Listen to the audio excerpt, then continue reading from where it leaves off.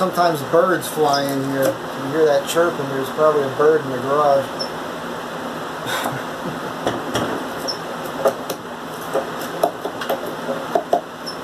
They like to watch me work for some reason. Look at this fool in flip-flops. Safety flip-flops. Doing everything wrong and backwards and upside down and dangerous. Over 30 years of experience, you know.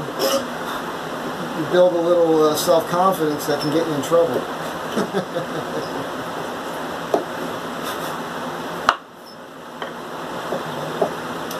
That's it. So this is the shelf, and there's a beam I put in here, a column, and the cleat will get screwed to that, and then this fits over it, so the shelf is then floated.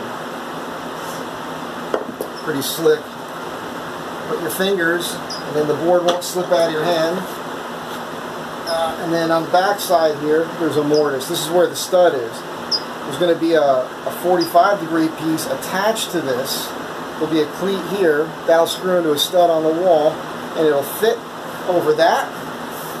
And then this cleat, and there'll be a set screw here, maybe on the bottom, and then that 45 piece will keep it from wanting to tip, and that'll be rock solid on the wall.